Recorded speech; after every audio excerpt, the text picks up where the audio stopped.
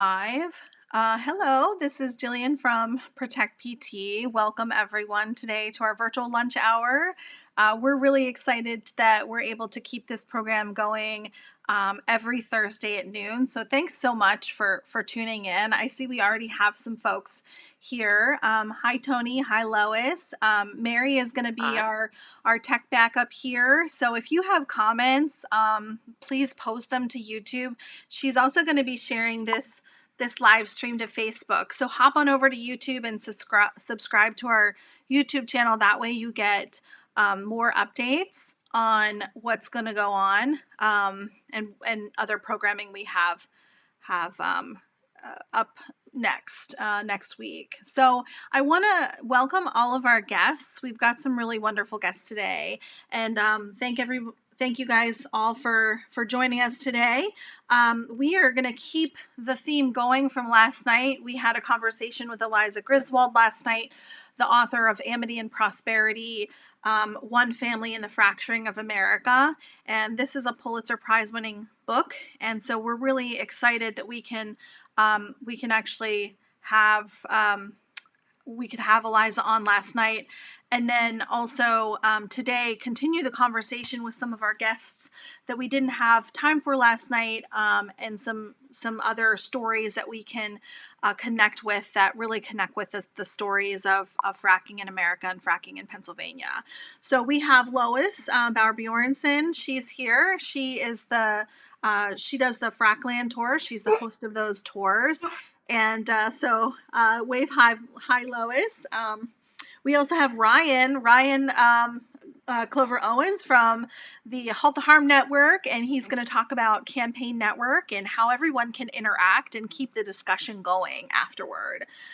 We have Terry Baumgartner. She's going to talk about the cracker plant and how petrochemicals tie into fracking, and talk a little bit about that and some of the pipeline stuff going on. And we also have Rachel Meyer. Hi, Rachel, and her little one. Thanks for joining us today and taking the time. And so she is a community member in Independence Township, and she lives near the Falcon Pipeline. So thank you all so much for joining us. Ryan, I'm going to give you over to the screen here to talk a little bit about just Halt the Harm and the work that you guys do. Yeah, thanks so much, Jillian. I'm going to step outside for a moment because we've got some baby laughter happening in there. Halt the Harm Network is a network of leaders who are all working on oil and gas issues, mostly fracking. And for a bunch of years, we really focused on creating a directory. And you can find that at halttheharm.net. So a few hundred people created profiles to share their interests and skills that they offer to the network. And you might have heard about us because we've been hosting webinars for the last couple of years, and we've hosted a few webinars with Jillian here, so and a number of other people. In fact, we have a good archive of recorded webinars on the website, halttheharm.net. And so kind of out of that service of hosting webinars, helping with technical support behind the scenes, Halt the Harm had always wanted to build a more community-based forum or kind of space for people to network with each other. We knew that we were limited as a movement by Facebook, that Facebook was a great platform for reaching new people, for being part of this like huge part of the internet, right, of everything that's happening on Facebook. But we knew that it was limited for community, like sort of deeper participation. And so, yeah, the Campaign Network, and Jillian, I don't need to share too much about it yet, but the Campaign Network is that private social forum for folks like us that are working on this issue, that want to talk about it, that want to build relationships with each other. And I think you'll see when you join, there's a lot of interesting features that just help people find folks that are near them, join groups or join discussions. And everything's just getting started. We really had to just kick it off even before it was totally ready, because of the pandemic and because of the need for us to connect with each other online. So I'm so glad that we're able to talk a little bit about the issues and the ways that we can build relationships. Yeah, for sure, Ryan. And Lois and Terry, we were just talking earlier with them, and they are both on the campaign network. And we're going to have a discussion board really dedicated to the discussion of Amity and Prosperity, as well as the work that Lois does, Mm, which is the Frackland tour. So, yeah. Lois, do you want to talk a little bit about? We have a book up here, how to get the book. So, if you haven't read Amity and Prosperity yet, you must read it, especially if you live in southwestern PA. We have a tremendous amount of fracking in our community, as well as communities all over Westmoreland County, Washington County, Greene County, all the way up north, northeast Pennsylvania, and we're all in the shale play, which means that we all could be subject to fracking or the related infrastructure, which we're also going to talk about with Terry and Rachel. So, Lois, hi, thanks so much for joining us today, Lois. And Hi. we've got a video. As long as your speakers on, you can go ahead and just Ann will play your video, and you can talk a little bit about that. How's that sound? Okay, great. You can hear me and everything? Yep, I can hear you. Excellent. So, yeah, this is my children. This is my home. That dot in the middle is all the fracking around us. This is just to the left out of my driveway. More to the left out of my driveway when they were building some pipelines. Um, this is all pipelines connecting pads to the right and to the left of me. We're completely encompassed with oil and gas.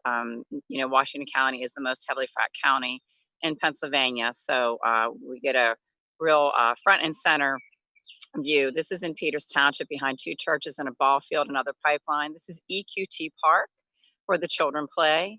This is the Mark West plant, about 15 minutes from my home. This was an explosion at the Mark West plant. And this is just more of the Mark West plant to show the transmissions in the path of where the frac gas goes to and then where it leaves. This is a meter station. You can see how the house is buried. Again, this is the Mark West plant that is now 300 acres. This is just more infrastructure. This is in the Fort Cherry area. This is a pig launcher. Those are just condensate tanks that store, take the water out. This is a spill actually at a resident's home in West Pike Run Township. This is a compressor station, the Twilight compressor station. This is my neighbor's house. We can walk to it. This pad lights up our side yard when it is fracking. This is the pad closest to my house, 1,000 feet. And that's just me walking up the hill from it. This is just some signs that you see that let you know what's going on. This is a meter station. This is to the pad you just saw. These are my 4 children. Notice how they're growing through all this. This is more pipeline infrastructure a mile down the road from our house. That's completely under the road to get the gas where it needs to go. This is cutting across the whole valley that you'll see. From plane, you can see this very well. So that's the pipeline going all the way across the valley. This is interesting. This is a tank pad. I always wondered what was here. And so we have some drone footage of what you'll actually see. This is what you see. It's a sound wall. But then this is what's really there. So those each hold 5 million gallons of water. And you can see how it's piped so closely to people's yards. And this is connecting water for pads that are being used. This is behind the meadows. The pipeline butts up to the person's house. This is again the other side of the road where this is a densely populated area. How close that they get to homes. That's behind it, and that's path. You can trace that path directly to my house and past it. This is Marianna, Pennsylvania, a small coal mining town. This is the compressor station and sand pit by my home that they expanded. So we now have silica dust. This is just some of the truck traffic that we see on a daily basis. There's no zoning in my area, so these pads are 2,000 feet from each other. That's my son standing there, so you can see the large amount of pads. Yeah. This is behind a home, a couple homes actually. It's a dairy farm in my area. Good friends of mine, and the pad is 1,600 feet from their house. This is 1,600. This is the dairy farm as well. Those are just more condensate tanks by my home. Massive pig launcher by my home. Also, this is a Consol energy pad. That's me standing there just to give you a scale. These are just a pad down the street. You can see the house at the bottom of the hill. The runoff runs directly into it. And here's some deer. and they were drinking from this. Not really sure what that is exactly. And this is a church that we go to, and you can see the one pad from it. This was an air quality. We've had about our air qualities in the region. And then this all goes to the petrochemical hub to be fracked out. And then these are my children. So the thing about that video was to notice the difference in my children and their ages and how they've grown up in this, sadly, and what they've had to, go through, not just my children, but everybody's children. Yeah, and I think so. A couple follow-up questions that I have for you, Lois. I mean, this is an amazing tour to see all these different facilities. I think it's unique because a lot of people don't get an opportunity. Like if they don't live in our area, they don't get an opportunity to see this type of infrastructure. So tell me first, like who's on these tours with you? Like who attends these tours that you give? So it varies. Initially the tours were brought about to give people an idea and a firsthand account of what it is like to live, in the shale fields with oil and gas in our backyards. So we've had elected officials there. We've had people from the governor's office. We've had Secretary McDonald himself has come out. Scott Perry has come out. We've had various religious groups. We've had various universities. We've had numerous reporters come out, both national, international, and local reporters come out. So there's a large group of people that have attended. It's really just for anyone that would like to learn more about fracking, what actually is really happening, and to have things pointed out to them. Because I've heard so many people on the tour say to me, "I would have never known this was here had I had not known what to look for." And then they also get to meet with local residents that I work with on a daily basis, myself also. And they get to talk to them, actually see well pads, be on well pads, and experience what's going on. So Yeah. And one thing that you said when you were showing the slideshow, the lights that you see from the pad, and you were saying like when they're fracking, so when they're operating, we recently challenged the ordinance in Penn Township that of an overlay that overlays 60% of our township, and we were challenging that because we feel like this industrial operation brings those light impacts, dust impacts, and things like that. And actually, one of the things that the judge said in the case was that fracking is temporary. And so when you said that, it kind of reminded me of that. And like, so tell me, is fracking temporary? Like, do the judges have it right? Or do the residents that live near here experience something totally different? well, I didn't mean to sort of smile. I wasn't smiling that, Yeah. that was funny, but it is a little bit funny because it's not temporary. They constantly come back and refrac, or they're boring a new hole. The super pads now have up to 34 holes on them.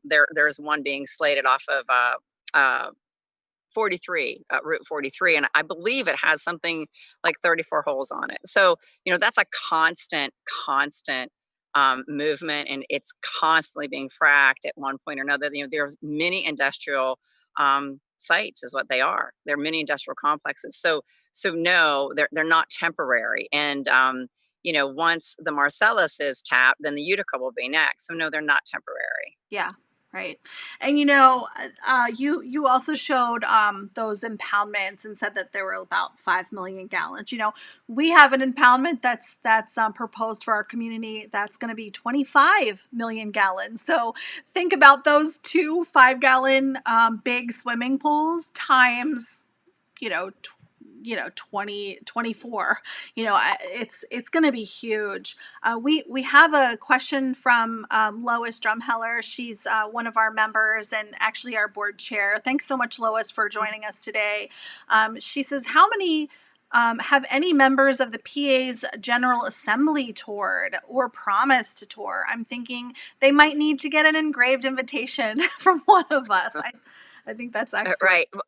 I have had a few people from the General Assembly come out, and I'm pretty polite about it, but I'm very I'm annoying to a degree when I meet people and see them, and when we were able to travel to Harrisburg, but even via email and calling to say, hey, you said you'd come out. Hey, when are you coming out? And now that we have the virtual tour, the good thing is that we are able to say, well, now you can see this virtually. This isn't about a scheduling thing. I mean, to a degree it is, but there's really no reason to say, no, I can't do this anymore.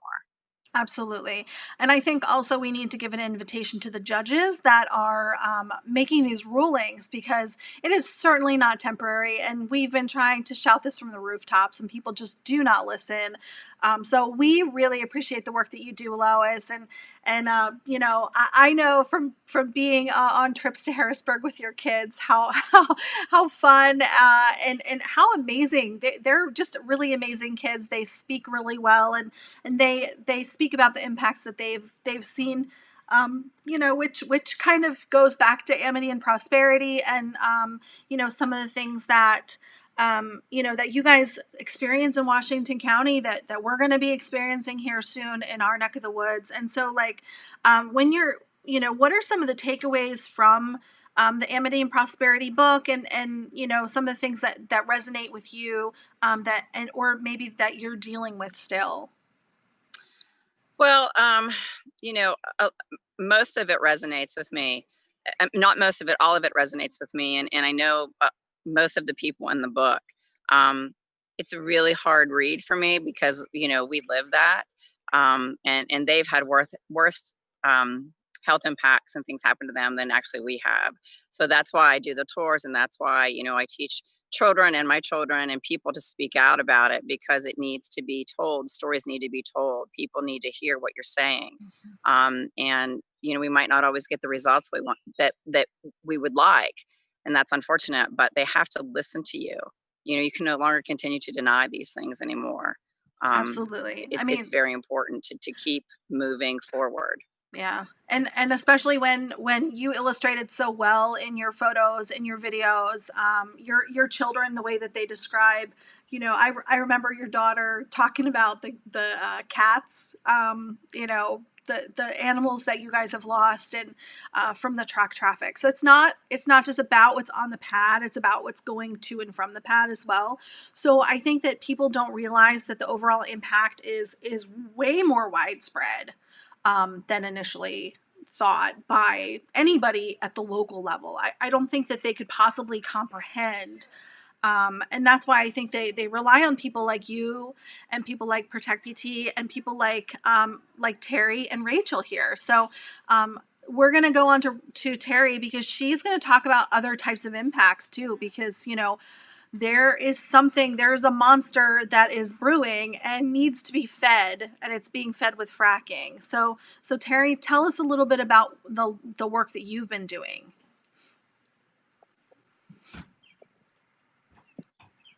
And Terry, you're on mute still. Okay, this is the shell cracker construction site. It's 6 miles from my house, and it's massive. It's 7 football fields big. Next slide. Next slide. Yeah, and there's just another picture up close, just to give you some sense of the scale of the thing. It is huge, and it's designed to be the anchor for this entire build out in southwestern Pennsylvania of the petrochemical hub. And this is going to lead to plastics manufacturing, attracting more plastics manufacturing in. It's already totally really a plastics factory, but a lot of people don't realize that. Next slide. And I just, let's see, can we back up? I'm sorry. I should say that some people don't know that the Shell cracker was given a $1.65 billion tax break by the state. And that amounts to something like $2.6 million subsidy per job, because they promised 600 local jobs. They promised 600 jobs. Of those 600, we anticipate, a generous estimate of 400 might go to locals. But that comes to a subsidy of $2.6 million per job.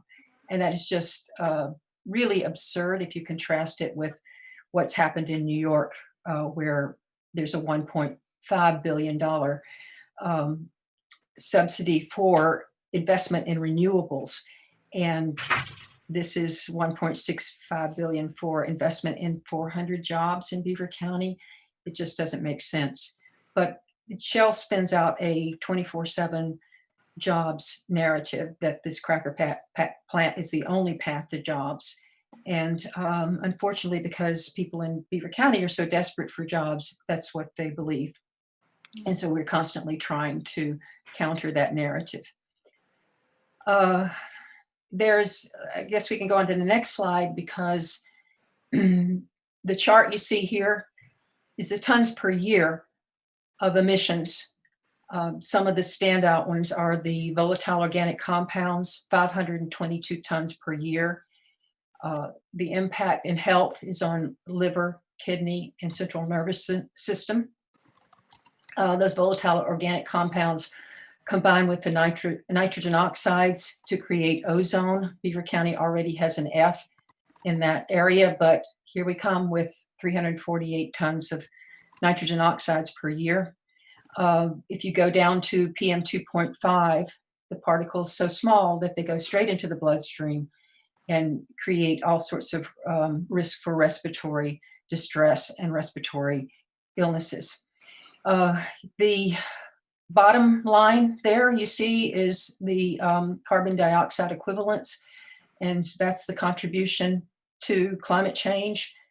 The equivalent of putting 436,000 cars on the road. The hazardous air pollutants are also bad. They contribute to cancer, to premature births, to birth defects. And this is just a piece of everything. I guess we can go to the next. Oh, also the cancer center. You see to the left there, the picture of this. This has been built in the last year, a little bit over a year, and it overlooks the cracker plant, a cancer center. There's a great deal of irony there, of course. Next slide. This is a map that Environmental Health Project, Southwest Pennsylvania Environmental Health Project, produced, and it needs some refinement, but you can see at the center of it is the cracker plant, and then there's 3 concentric rings there of emissions, and in the color charts are what those emissions mean, at least for short-term impacts on people. And you see there's some significant institutions in that circle. The school I used to teach at, Penn State Beaver, is there, Community College of Beaver County is there, and the Heritage Valley Health System is all within that radius. So a lot of people in Beaver County don't know this. I have friends who have moved from the outer part of this circle to the inner part because they don't realize, that this is going to mean emissions. Next slide. So this cracker plant, as awful as it is just a piece of a bigger picture, because there will be 1,000 wells needed to feed the ethane stock of that cracker plant. And ethane's a waste product of fracking. So fracking will be ramped up in Beaver County. I just wish everybody in Beaver County could see Lois's slide presentation and see what we could look like when that happens. And Shell claims to be a good neighbor, but it will move into towns and secure a permit for a well, and then it becomes, later a compressor station, and then we get cryogenic plants, and then we get pigging operations and diesel trucking and rail transport and injection wells and pipelines. And so there's this whole giant spider web of infrastructure that rolls out. And it's done piecemeal. It's done under the radar as much as possible so that people don't know it's happening. And the cracker alone has its health impacts, but so does every stage of development here has its health impacts. And all of this is to make plastics. And some of you have seen the story of plastic or the Plastic Wars, those documentaries, which just so vividly depict the devastation all over the world being created by plastics. like, I think it's half of the plastics we've got on the planet now were created in the last 10 or 15 years. And yet this industry wants to ramp up more plastics. And this is considered an essential industry now, an essential, because they're bringing shell construction workers back on the plant with the justification that this is essential work. Next slide. 2.5 miles from me is where the Revolution pipeline exploded in September 10th of 2018 in Center Township, 2.5 miles away on a quiet residential street. This is a picture of one of the pictures of the aftermath. An entire home was destroyed. A family, this happened at 5 a.m. in the morning. The family in that home narrowly escaped. The wife wanted to go back and get a pet. The husband said no because he had heard hissing, and then the home was totally destroyed, and some of the pets died.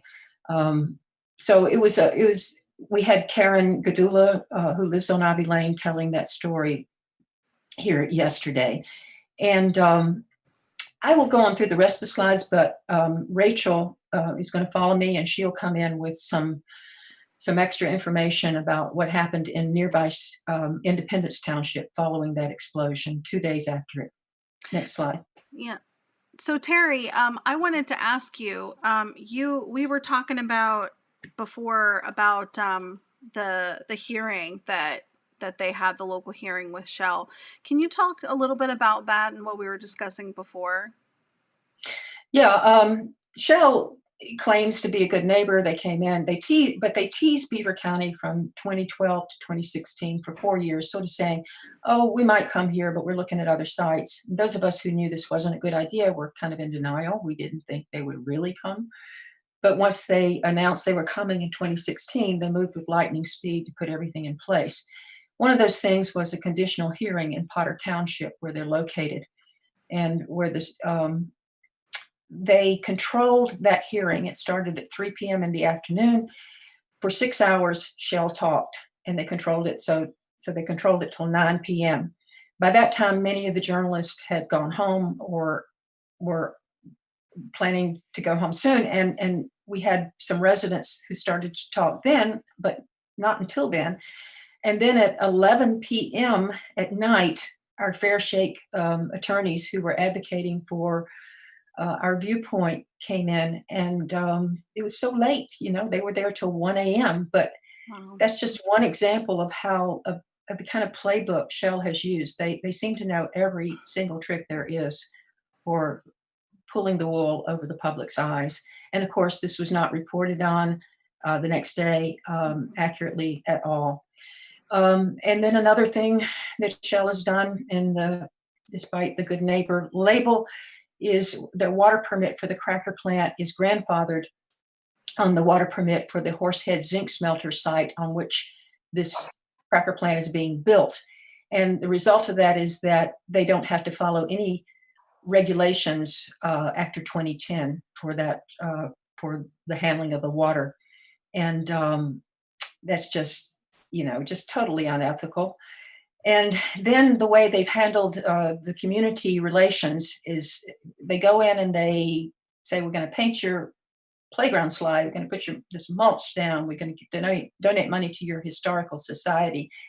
And the people love that. The local people love that. And it's really tough because before 2016, they had some community meetings in these little townships, but nobody then even knew what questions to ask. We weren't even sure they were coming. And yet Shell will tout that, they went around to all the communities and they talked to all the communities. And then they had some meetings once they announced where they were big public meetings, but they would screen the questions that came in. And then finally they went around and they have these community meetings now where Shell will not allow you to videotape, to audio anything. And you have to, if you want to ask a question, you cannot ask it during that meeting. It's billed as a community meeting. Mm-hmm. There's nothing community about it because people cannot ask questions during the meeting. They have to go to so-called expert tables outside the room or on the side of the room after the meeting and talk one-on-one with experts. So people don't get to hear each other's questions or comments. And that's totally false as a community meeting. Yeah, Yeah, go ahead. we've had similar instances in our community as well. And I remember one meeting, and just we were there with it was a community meeting, and we found out about it through a member that got an invitation, and of course we did not get an invitation, and so we showed up anyway. And there are specific techniques that are used to help stifle that public interaction, and actually an opposition. And they talk about this in Amity and Prosperity in the chapter called Insurgent. And I mean, these are techniques that they've used, in the military to try to stifle opposition. And so that's how they view us. And I just want to make that point, because I feel like it's really important for people to realize that we are viewed as, insurgents. We are viewed as, someone that's going to disrupt their business. And, when really, at the end of the day, we're just community members. We just live in this community and want safety for our community. And then, you have this slide up here about the reservoir.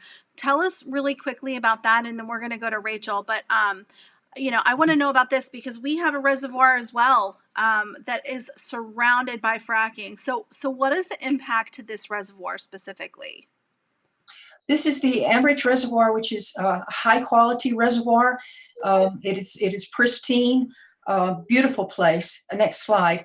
And here, next slide is the map. You can see the Falcon pipeline, which is going to carry 107,000 barrels of ethane per day to that cracker plant from two legs. One that goes down to Houston, Pennsylvania, and the other to Cadiz, Ohio. 107,000 barrels a day of that ethane. It's a 97-mile pipeline. And it surrounds the watershed of the Ambridge Reservoir. That's the map you're looking at. The amphibian-like figure in the center is the reservoir. And you can see that when they built the Falcon, they crossed high-quality streams, that upper dotted box. And the one to the right is where it actually, the Falcon crosses the water line to the raw water line over to the other side of the river and the highway, which serves 9 municipalities. So you're talking a water supply for, probably 50,000 people. That if there anything happens, that could be damaged. And we fought that as best we could. There are also 1,400, not active, but 1,400 fracking leases in the watershed. And you were telling me earlier that there's that they kind of found either a loophole or a workaround with some of the regulations. Can you talk a little bit about that? With being able to put it so close to the reservoir? Yeah, it's just there were so many things. When they, we could not even. We had a watchdogging team that was supposed to go out and look at possible violations during construction, and it was very hard just to get information about where they were going to be next, and to find, even to be able to get to the sites. So there were so many things. I'm trying to think of we were able to get them to. We went to the Ambridge Water Authority and asked them to push back, and we had 3 public hearings that we pushed for and got turnout for, enough letters to the DEP to say, give us some public hearings about this Falcon pipeline. And to our surprise, they granted them, and granted 3 of them, one in Beaver, one in Allegheny, one in Washington County. Mm-hmm. And we had, to our great satisfaction, the Ambridge Reservoir, the Ambridge Municipal Water Authority manager, the new manager, showed up with 3 of his people and testified against the Falcon pipeline at that hearing. And we were so proud of them. But, Shell came in later and said, you guys need this emergency backup system and you don't have the money to do it. We're going to give you the money to do it. And of course that, now they no longer speak out. Wow, that turned the tables, I guess. Yeah. That's amazing. Yeah, I mean, we have, and if you joined us yesterday or last night for the Amity and Prosperity, we showed a picture of our reservoir, and the regulation, the state regulation is 1,000 feet from a protected water source, which is all these drinking water sources are public drinking water sources. I think you said your reservoir feeds what 50,000. 50,000, not as Yeah. many as the Beaver Reservoir. Yeah, our Beaver Run Reservoir is 150,000 people, and yet there's fracking, like literally like 200 feet from the reservoir itself. It's crazy. And again, those impacts from the trucks are some of the most impacts, because if you have truck accidents or the trucks, there's actually one incident in our community or in around the reservoir where a truck, they accidentally turned on the switch, and there was a huge spill of flowback water that they received a notice of violation for. This is CNX that operates around our reservoir. But I do want to go on to Rachel. Terry, thank you so much for all the information. Please stay on and interject, or if we have any more questions about the cracker plant. But I just we want to talk to Rachel, and she's from Independence Township, and you live near the Falcon pipeline. Is that right, Rachel? Yeah. Great. Yes. And I apologize. I see I had already unmuted, so you may have gotten some of the background noise. I have a little one here, so if I'm We're a little good. distracted. Yeah. So basically, I'll just add on a bit about what I see as the power and the influence of the oil and gas industry, and my concern that because of that, not all of the safety and health issues are being realized by community members making decisions for themselves and their family and the community, and not to put down anyone's knowledge or anyone's reasons for doing what they do, but I do think it should be just brought to light what the realities are, because people from the industry are really good at keeping that kind of on the down low. And really powerful in communities with some of the influence they have, which I'll explain a little bit about what I mean. But first of all, with the explosion that happened in Center, not far from where I am, we here in Independence had been, the supervisors had been, communicating with Shell about the Falcon pipeline. And they had, I guess Shell had convinced them to delete part of an ordinance that provided for a minimum setback for pipelines close to residences or other places where people gather. So this is when I started hearing about what was going on and getting involved, because I heard that little bit of protection from having a pipeline going in right next to your house and possibly having an explosion or other ill effects was going to be deleted.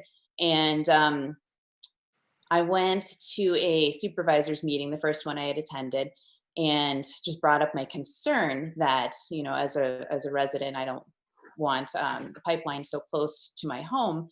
And it was met by, almost a hostile response, which I didn't see coming. But the reason was, from a supervisor gave, one of the reasons was, farmers really need the money that this provides, which I certainly understand. But I think that something such as a small, requirement for safety should be considered. And so the fact that Shell was able to convince them to get rid of that was a big concern. Now, this also happened 2 days after this explosion. So I think that shows the power of Shell's influence in that decision, because even with that, they still deleted that protection. another thing that a supervisor mentioned to me was, I don't have to have a pipeline on my property. And that is true. But, and in an area like where I am, a lot of people have a lot of land.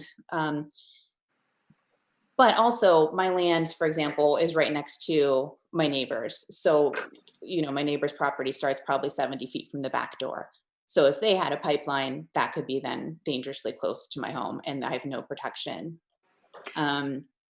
So that's one thing I've experienced here, one issue. Another thing that was kind of telling, I think, was that I was visited at the beginning of this year, by a representative from Mark West. He wanted permission to survey my land for another pipeline. And he was very good at his job. And again, I think this, shows the influence they can have, because here comes a man who was very polite, very friendly, had talked to my neighbor right away, started telling me about what a great guy he is, trying to, just be very endearing. I'm holding my baby, he's fussing over the baby. All of my questions and concerns about safety, he assured me that his company knew how to do things the right way, so I had nothing to worry about. So then about a month later, Independence has their annual chili cook-off, which is a really big community event. And I let the secretary treasurer of the township know that we were entering. And she was excited to tell me that they had a new sponsor this year. And so the prize money would be doubling. So that was a really big, exciting thing happening. We went to the cook-off. It was great. Everyone's there with their families. It probably might be the biggest event here, community event. And I see that the new sponsor is Mark West. And so they're passing out water bottles and, everyone's excited. So, again, this is how they can endear the community. They're making friends, everyone's excited. And, you're not obviously getting the full picture of what they might actually be doing in the community and what the results of that might be. And as Terry mentioned, it's all piecemeal, but it adds up. And anyway, that kind of connected, I think. I haven't read the book yet, but the Amity and Prosperity book, I know I've heard that is something that comes up in that as well, just that influence that the industry can have in a community. Yeah, absolutely. And it's funny that you say piecemeal, because that's exactly what happens over and over again in many communities. And actually, Mark West is a big proponent of this, because that Mark West plant that's out in Washington County. That plant, if you talk with Lisa Marcucci, she's with the Environmental Integrity Project. They do amazing work, and she talks about how that was meant to be one. It was proposed as one. One fracking site, and then they just grew. It grew and grew and grew and grew, and now it's this huge thing. Jillian, yeah. I didn't want to interrupt, but the original plans for that was 2 buildings and a stack, and now it's 300 acres. Yeah, and thank you, they Lois. they were in violation of the Clean Air Act also. They have never had a public comment period. They will never open it up to the public. And when they were in violation of the Clean Air Act, they had a permit to add on additional infrastructure to the buildings and things, and they were allowed to move forward with that. So they had a consent decree, a legal consent decree. If that was any of us, we would most likely be serving time for something like that. But they did not have to do anything. Well, and I think a couple things that are brought up that I see over and over again in our community. If I broke the law like these guys do, I would be put in jail 100 times over. We have one operator in our community that has that's had over 300 violations. We have another that's had over 100 violations, and the one has only been in operation for like a year and a half. So to have that many violations, I mean, these are state and federal laws that they're violating, and they do it again and again and again, and they're not held to the standard that regular citizens are held to. And you know, this story about the chili cook-off, that resonates with me so much, because right away when Huntley and Huntley, now they're called Olympus Energy, when they came in, you know, to our town, the CEO of Huntley and Huntley, back in 2015, we had a public hearing, and I think actually that's on our YouTube as well. He said they have no plans to drill in Penn Township, which was a complete lie, because they had leases all over. We could see the leases through their landmen, but you know, they came in and they bought the fireworks for our for our fall festival that we have every year in Penn Township, and the same thing happened with Apex Energy. They sponsored the football team, and it's like, you know, these are things that happen all the time, and we hear it again and again, just like, you know, piecemeal. You know, they're going to propose one thing, and then it ends up being this huge impact on the community, and before anyone knows it or anyone can do anything about it, it's already done. And you know, and the local government is just very ill prepared for that to happen. Lois had a question before, and I don't know if Rachel or Terry, one of you, or even I Lois. just want to jump in with a quick coda to Rachel's report. Sure, I was go at ahead. that independence meeting 2 days after the explosion, where they rolled the setbacks back. And when I went into the meeting, I saw all these Shell people standing outside the municipal building. And I'd been to other township meetings there, no Shell people. They're all standing out there, over a dozen, and they come in, they sit down in the back of the room and say nothing. But that says something to me about their influence, you know, that they can sit there, say nothing, and then all of this is, the rollback is passed. And later, Lisa Grace Marcucci and I did a file review in Independence. We found that Shell had been corresponding with them as far back as 2015. That was even before they had announced they were coming to Beaver County. Yeah, I mean, I think That's that the way really they operate. highlights. Yeah, Mhm. this industry has plans in your community before you or anyone else knows about it. Before certainly your supervisors know about it.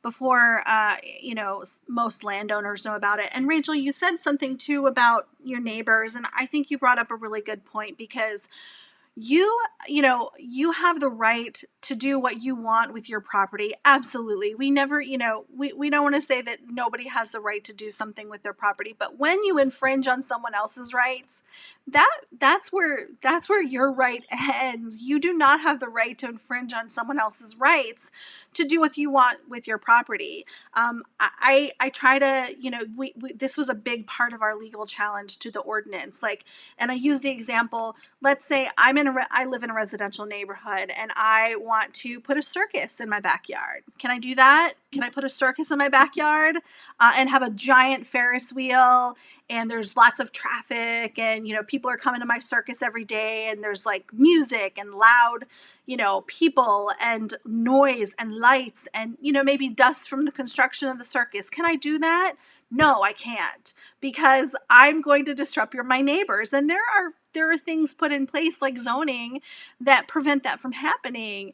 And you know, there are communities that don't have zoning, you know, but that does not negate the rights of the people that have, you know, just the right to the enjoyment of their property. And everyone should have the right to the enjoyment of their property and safety. You know, everyone, you know, these are just basic rights that we should all have as property owners, that the right to feel safe in your own home. You know, I mean, if you have kids like I do, like you do, Rachel, you know, that's a big driver, my kids, and feeling safe in their home. You know, that's what we all want. Right. Yeah, and I've realized you have to, and I'm still trying to figure it out, but stay on top of what's going on, because you don't necessarily know what your neighbor might be allowing to happen on their property. And they may feel that it's only going to affect their property, but it goes beyond that. You know, if anything gets into the water, any air pollution, it's going to affect surrounding properties who may have no idea that this all is happening. So Yeah. that's another big issue. Yeah. And our question from Lois is, could you talk about the operating pressure inside the pipeline associated with the Falcon? That's a good question, Lois.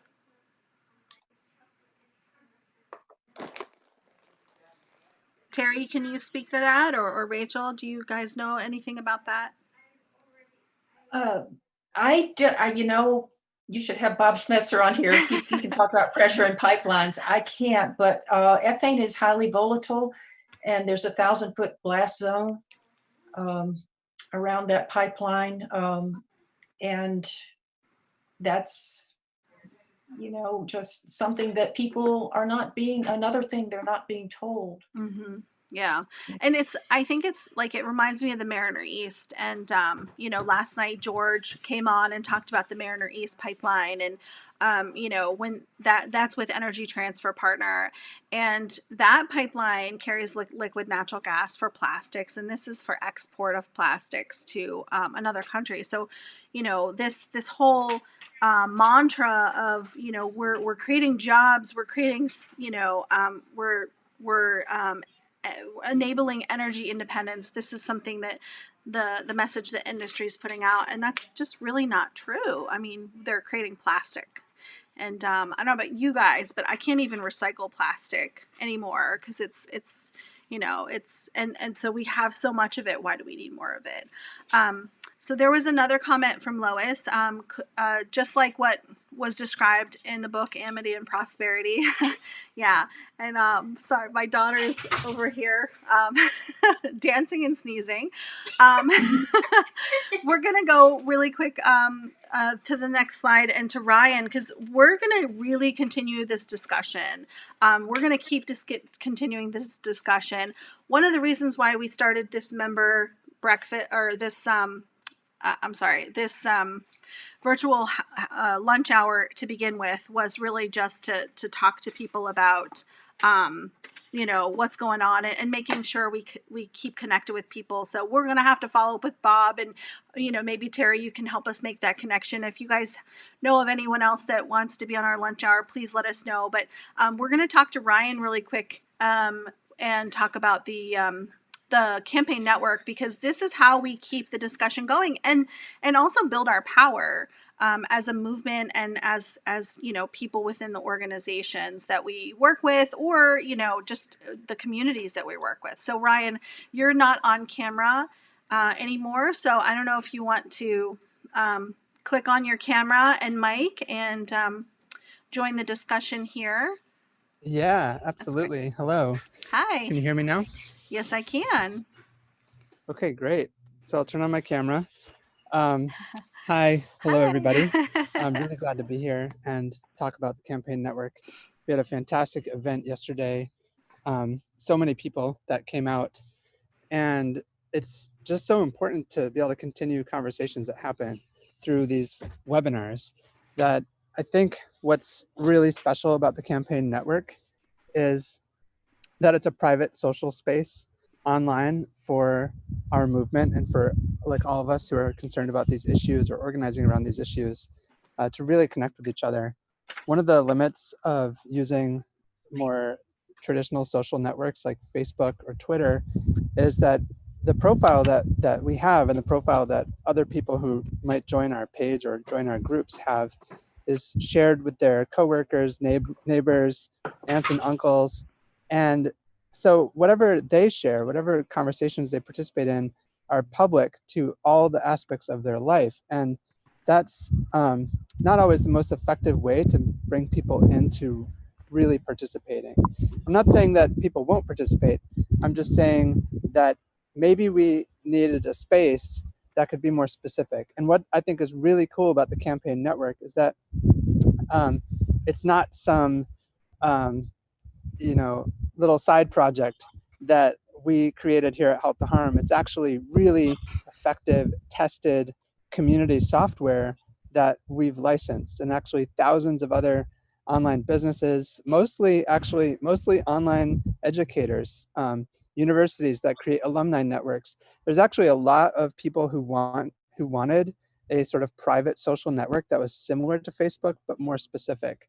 And we just hadn't discovered it until about a couple of years ago. We started to really set up this platform that we call the Campaign Network that's specifically for these issues. We weren't totally ready to launch this, but we had to, because with social distancing, a lot of our events were getting canceled. A lot of the regional gatherings that we had planned were getting canceled, had to be canceled. So we needed a space where we could do more in between the different Zoom events and webinars that we were hosting. And so would it be all right if I shared my screen and I could show everybody a little bit about what it looks like? Yeah, absolutely. Okay, cool. So just a moment, let me pull that up. Let me know if you're not able to. Let's see, where'd my Zoom window go? There it is. All right, sharing my screen now. You should be able to see Campaign Network. And I'm on the homepage, which is basically my news feed. But if I click on Discovery, you can see some of the top groups. Amity and Prosperity now is right here. This is just sort of showing the most active groups currently and some of the upcoming events that are happening. So here we are. This is our event that we're doing right now. There's a couple other events today, actually, a discussion group about film, connecting the struggles to break the fracking cycle, which is a group in Ireland, actually, starting to, that has an event coming up. But I think what's really interesting about this is the groups feature. So in the Campaign Network, you can start a group, whether it's a discussion focused group like Amity and Prosperity Now, which now has 39 members and kind of just launched recently, to Protect PT, which is your group, Jillian. Yeah. And what's really cool about this is that you have your own space where you can organize. So if you're doing a campaign or you're wanting to have members in your organization, this could be perfect for that in terms of having posts and articles, organizing them around topics and seeing all of your members. But you can also use a group for a digital series. You could use a group for an online conference.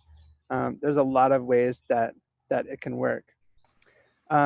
We went from like 40 members to like 240 members in a matter of a week. So we're already seeing like how effective it can be. And to be honest, like we're kind of putting this together as we go because we're learning and we're getting feedback. So for everybody who joins, who's excited about this, just know that your input is what's going to make this really amazing. There's an all-member chat room. You can see who's online right now. We put together a great support page with resources for both members of the network to group hosts and how new members join your group and how to invite and manage members, how to create events on the Campaign Network. So we've really created a great system here. There's Lois's event right there in the screenshot as an example for how to create an event. So yeah, and I think the last thing I'll say is, in terms of comparing it to Facebook, Facebook is still valuable.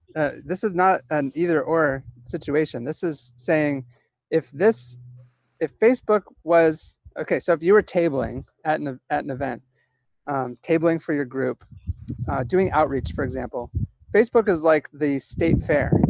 You're talking to everybody. Everybody's there. So it's important to go to the state fair because we need to bring in new people. The Campaign Network it's like a regional conference where all the groups that we only get to see every once in a while come together, host workshops, exchange information, talk about topics that talk shop a little bit about organizing, about how to gather health impact data for decision makers. There's all sorts of conversations that can really go deep in the Campaign Network that we need to have, and that's really what it's for and what it's becoming. And starting in Pennsylvania, starting in the Ohio River Valley region is where most of the members are currently, but we already have people in Texas, California, Alaska, Florida, asking, how do I get my group set up in the Campaign Network? And to be able to see all the events that are happening on the specific topic is really a cool thing, especially with so many of these events online and more accessible to us. So yeah, I'm looking forward to seeing all of you in the campaign network soon, and we can say hi to each other in there and connect in that venue. So Ryan, can anybody join the campaign network? Yeah, so that's a great question. So yes, anybody can join. The network itself is public, just like a conference would be, and groups have the ability to make themselves private if they want to, which means that people can request to join the group. So that's a great option for people if they want to have a more private membership group or they want to have a more public group. Mm-hmm. Yeah. Great. Thank you so much, Ryan. And yeah, we're on Campaign Network, and there's a group, Amity and Prosperity, now on Campaign Network, as well as a group that Lois is, a part of with a Frackland tour. So, please join us there. I wasn't, completely convinced at first that I wanted to deal with another social media platform. But when I realized, I don't know, I don't remember quite how you put it, Ryan, but it was like social media with a conscience. These are. I was like, oh, okay. So they're not there to make money. They're there to help us do better at what be better at what we do and help our community. And so I think that any tool that we can use to help our community, that we want to engage with that. So we're really excited that Halt the Harm brought this to us. And we have, we're 1 minute over, but I really want to quickly, if you don't mind, Ryan, have Anne go back to sharing our slides, because we are going to keep this conversation going next week. Every Thursday at noon, we're going to keep the conversation going. And we right now are, so if you subscribe, then when we go on and schedule our lunch hour for Thursday at noon, you'll get notifications of that. So please hit the subscribe button and subscribe to our Facebook, our YouTube page, which is right here. So subscribe, and you'll be able to join us every Thursday at noon. We go live every Thursday, and next week we're going to be talking about noise around fracking. We have one of the only noise monitoring programs that we know of in the United States, and it's a citizen science monitoring program. So we're going to be talking a little bit about that, and also about how COVID-19 and is really impacting people more that live around fracking. So please join us for that. And also become a member. And if you'll pop up the membership screen. So we have a membership drive going on right now.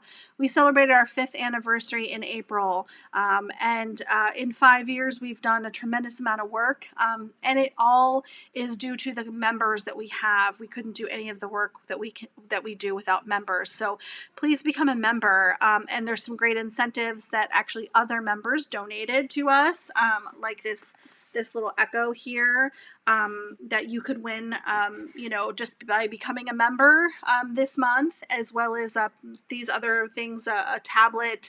We've got a fire tablet. We've also got Patagonia gave us a duffel bag to raffle off. So we want to make sure that, people that are interested in what we're doing have an opportunity to join us and to have the services that we provide as well. And we want to thank all of our guests today. Thank you, Rachel, so much for coming on. Thank your little one for sharing her mommy with us for an hour. Thank you so much, Terry, for all your knowledge about the cracker plant. Lois, all your knowledge and just sharing your community with us and sharing the impacts with us. And Ryan, of course, thank you for setting up the campaign network and all of the wonderful services that Halt the Harm does. I mean, we are truly so thankful that we have services like Halt the Harm and somebody just really to have our back. I mean, that's how I feel about Halt the Harm. I feel like they have our back when we need it, especially when it comes to tech, because we're not tech savvy people. And so, when it comes to getting the word out and, marketing and tech, like you have just been there for us, every step of the way, and we really appreciate it. So thank you, everyone. Thank you for being on and listening to us today. Join us, subscribe, and watch the playback. So thanks, everybody. And until next week, Thanks. have a good one. Thank Bye. you. Bye.